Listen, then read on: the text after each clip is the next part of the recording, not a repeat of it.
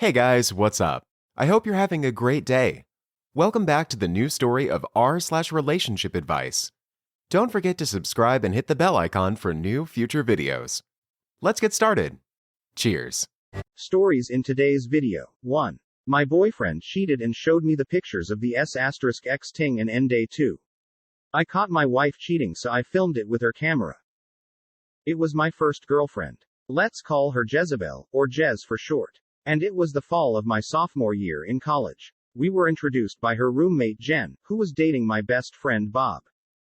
The very first time I met Jez, I happened to have a bunch of scabs on my legs. I played softball almost every night during the summer, and I slid enough that my legs got pretty cut up because I wore shorts when I played. Within 20 minutes of meeting this girl, she asked me if she could pick at the scabs, which were healing by that point. I was a little grossed out, but also mystified that a girl was showing me any attention at all. I didn't let her, but we talked for a long while that day about other things. Fast forward a week or so, and I was coming off of a particularly horrific weekend in which a drunken situation at a party totally threw my world into relative chaos. I had a small list of personal problems in college, and this bad weekend had put it in my head that I needed to get drunk and just walk into the ocean. Bob found my plan out, and redirected me to bring the beers to Jen's house, and we'd binge Star Wars, back in the days when there were only 3 of them. So we sat in his girlfriend's house and drank beers and watched the Star Wars saga. Jen came home in time to see the Death Star blow up. By the time Luke was on his way to Dagobah, Jez came home, and plopped down next to me and started drinking with us. By the time the Ewoks were trying to cook the heroes of the New Republic, Jen and Bob had retired to Jen's room. Jez told me she wanted me to sleep there because I had been drinking, and that it was okay because she had bunk beds. I agreed. We both ended up in the bottom bunk anyway, and that was my first time, because she pretty much just instantly jumped me when I got into bed with her. We dated for 3 months, and roughly 2 of them were spent yelling at each other. We fought a lot, over dumb things. But I always went back because I was too dumb to know any better and had never had success winning over a woman before. I didn't want to walk away from the first girl who ever showed actual interest in me. Every fight was inevitably followed by makeup s*x anyway, so I just kept stumbling along behind her. So Christmas comes, and Jen's throwing a huge party at the house. Bob invites a buddy of his from high school named Ray, whom I had met about a year previously when Bob hosted a 4-man poker game at his parents' house. I'm working that afternoon, so I get to the party super late. I greet everyone warmly, and Jez comes bouncing over to me and gives me a quick hug before wandering off to get more booze. I greet Ray, who gives me an awkward handshake, and busies himself with a gin and tonic. I think nothing of it. And the party eventually winds down. I technically lived on campus, but I spent every night at Jez and Jen's place, so I was of a mind to spend the night there again, but Jez seemed irritated. I finally asked her if she wanted me to go back to my apartment on campus, but she said she wanted me to stay, so I did. Just before New Year's, she went home for winter break, just after she told me that she missed her period and thought she might be pregnant, even though she was on the pill. It is not 100% effective, you guys, no matter what she says. So she goes home for winter break, and never returned my calls, which grew more and more frantic without knowing what her status was. I called her on our 4-month anniversary, first-time boyfriends are so dumb, to say happy anniversary, so are you pregnant, and she informed me that we had broken up just after Christmas, despite the fact that we had had s*x a couple of times after that. And then informed me that no, she had gotten her monthlies, like, a day after she told me she might be preggers. So there I was, disappointed that I no longer had a girlfriend, and yet overjoyed that I no longer had that girlfriend, and that I wasn't trapped by a child with her. So what was so strange about that? Next time I saw Bob after New Year's, he told me that Ray had confessed to him after the party that Jez had invited him to sleep over, and that it was okay, because she had bunk beds, and that her plan was to jump on him just like she had jumped on me 3 months prior, even though she knew I was coming to the party just a few hours later and was spending the night as usual. That's why Ray was awkward around me. So the next poker night a few months later, I casually mentioned to Ray that he has superpowers. He looks at me weird, so I say, well, you can dodge bullets. He gets a super serious look on his face. I say to him, remember when my girlfriend tried to get you to sleep with her at the Christmas party? She's AF asterisk C King lunatic, you sure dodged a bullet that night, and started cracking up. That broke the tension between Ray and I. That was a fun game of poker played that night. My ex and I started dating in June 2015. I was 19 going to be 20 and he was 22. I met him at a very low point in my life and for a long time I thought he was a godsend and he had saved me. We were together for 3 years and 4 months and we broke up October 2018. There are several parts to this story, so bear with me. In the summer of 2017, I cheated on him.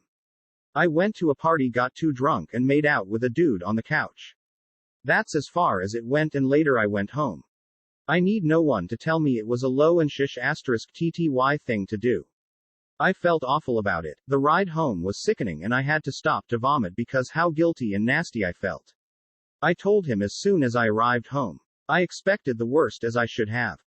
He was mad and upset. I told him everything he needed to know. He calmed down and told me he didn't want to talk about it anymore and wanted to go to bed.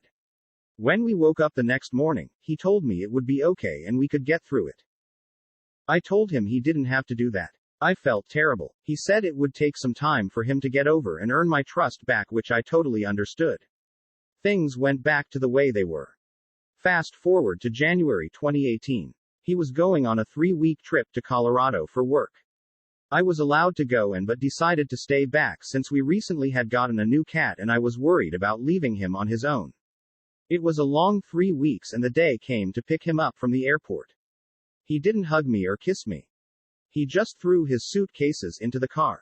At the time, I thought maybe it was jet lag or he was tired. When we arrived home, he unpacked and went to bed. I didn't think about it again until months later. We broke up for the first time around the end of February, beginning of March. My relationship with him became controlling and manipulating, but not in an aggressive way. He played the victim anytime something would happen and everything was always my fault. He didn't drink and didn't smoke for personal reasons. He hated alcohol, parties and anything he didn't like, to say the least. In a completely respectful way, he was a square. Nothing wrong with that. I, on the other, was an old soul, free-spirited. I enjoyed a GL*SS of wine in the evening and occasionally smoked weed. When I wasn't working, I was gaming, reading, or at the gym. I had a curfew and I barely spent time with the one girlfriend that I had. He didn't like her and she didn't not enjoy his company. There was a clash in politics and they simply didn't get along. So in February I told him that we were growing into very different people. We didn't enjoy the same things and felt like roommates most of the time. I didn't want to resent him as I got older for settling and getting too comfortable too soon. It was a heartbreaking conversation, but we both understood. We separated and I slept on the couch until my new apartment would be available.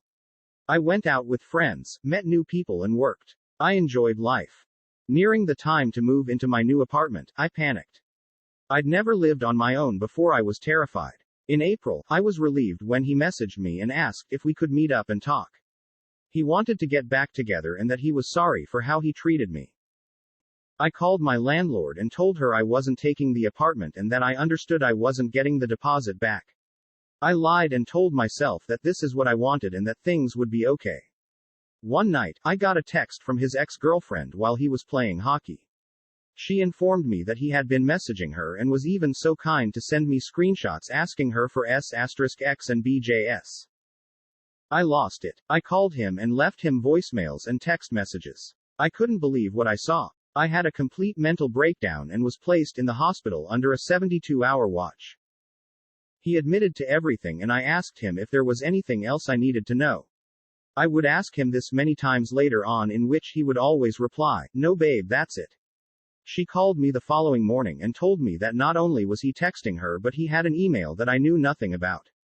I was able to log into it after a couple tries and found picture after picture, video after video, dating back a year and a half of him F*C King girls in our bed, our house and in our car. On top of that I found email threads from girls and guys he was having conversations with. I scrolled until I could no longer see from the tears in my eyes. He was not there with me at the time. He had went home after I was admitted and said he would see me in the morning. I don't know how many messages I sent or how many voicemails I left. He called me on his way to the hospital. I told him I would talk to him when he got there. We talked and cried about everything when he arrived. He told me he had unresolved issues from his childhood that led him to do such things. He told me he didn't know why he did those things and that he was sorry. I did the only thing I thought I could. I forgave him and told him we'd get through it. I again asked him if there was anything else that I needed to know. Again he replied with no. After being under a 72-hour watch, I was discharged and taken to a rehabilitation, mental evaluation clinic where I felt violated alone and tortured for 4 days. I had to be given drugs to sleep because I could not close my eyes without losing my sh*t. We called each other and spoke every day. Those were some of the longest days. It was terrifying. After spending what felt like an eternity in there, the psychiatrist deemed me able to go home. When he came to pick me up, he had bought me flowers and a card. Even bought me a pack of cigarettes so I could have one when I got out. We had a long talk the car ride home and we told each other we could still work this out. We just had to be honest with each other. We always had each other's p*s swords to everything, we just never felt the need to invade each other's privacy like that. We lasted until August when he stopped being transparent and changed all his p*s swords. He stated, "We didn't need to do that anymore. I thought this was sketchy but didn't ask anything of it." Then I got a call from one of his friends telling me that not only had he cheated on his Colorado trip but also he would call this friend every time he cheated to tell him how good it was. He informed that this started happening a few months after I cheated. When I asked him about it, he finally came clean and I knew why he had acted so weird when he got off the plane and came home. I gave it 6 months after that. I couldn't get over the pictures and videos I had seen and the messages I had read. I felt I deserved it because I had been unfaithful, but I came clean right after it happened. I didn't hide it in emails and didn't tell my ex or my friend. It made me sick to my stomach. I ended it in October. In the end, we were not bad people, we just made bad decisions. It was a mutual breakup. We grew into very different people the 3 years we were together. We both still talk sometimes to catch up and we both are very happy in life.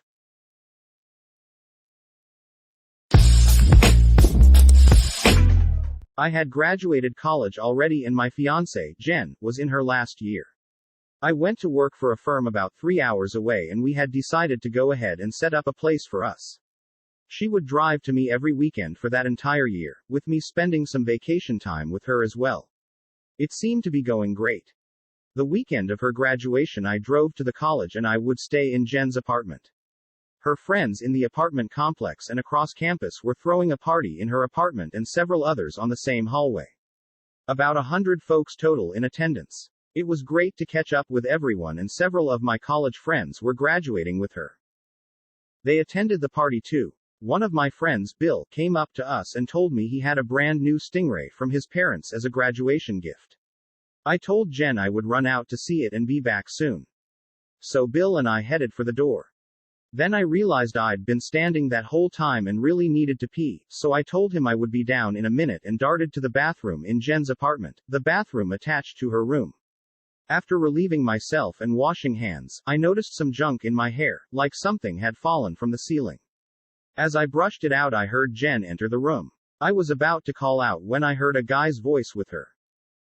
He shut the door behind him and I could see them in the bathroom mirror. Their hands were all over each other. She explained to him that I'd gone downstairs with Bill and could be gone for an hour or more, so they stripped and got after it. My head was about to explode. They were experienced with each other, and talked like this would be their last round, so they'd better make it good. I was frozen. Then I noticed her EOS camera on the dresser corner, right outside the bathroom door. I carefully reached for it and snatched it when they were in another position. I'd given this camera to her, no telling what was on it. It's a digital camera and can take movies, so I turned on the movie mode and started it. I had it on me in the mirror with them in the background banging each other. The video would speak for itself. I set the camera on the counter facing them, with a full view of the bed, and realized I didn't have a way out. The door was on the other side of the room. I carefully pulled back the shower curtain and stepped into the tub thinking they would want to clean up. When they finished, he came into the bathroom and ran a towel over himself and cleaned up. She came in and started the shower. I was on the other end of the tub but the water was getting all over me, and she was about to join me. What now? I grabbed the other end of the shower curtain and stepped out when she stepped in. She was facing away from me and didn't see me. This was my only real stroke of luck for the evening. I went into her bedroom, and her engagement ring was on the bedside table. I snatched it and put it in my pocket. No way was I leaving it here. That thing cost $3,000 and she just banged her way out of it. I left a note, made a movie of you and Loverboy, hope you like it, and stuck it on the camera. I figured I needed to let Loverboy get a good enough head start, so I intended to wait until I heard the shower stop. When it did, I let myself out. In a total funk, I left her apartment and walked like a robot down the stairs and to my car. I don't recall a lot of what happened next. I drove back home in a fog and waited for her to call me. She did, 2 weeks later. It was the most awkward conversation. She said she didn't want to see me in person. I said, imagine that. She said she didn't blame me for taking the ring. I said I don't care what you think. I could barely get the words out, they were choked in my throat. She told me she'd met the guy at the first of the semester and it was just S**x, didn't mean anything. I told her great, and I'm looking forward to the same status. When you don't mean anything to me, then I'll visit and we can have S**x just like you two did, right? She hung up the phone. Hung up the phone. Hung up the phone. Hung up the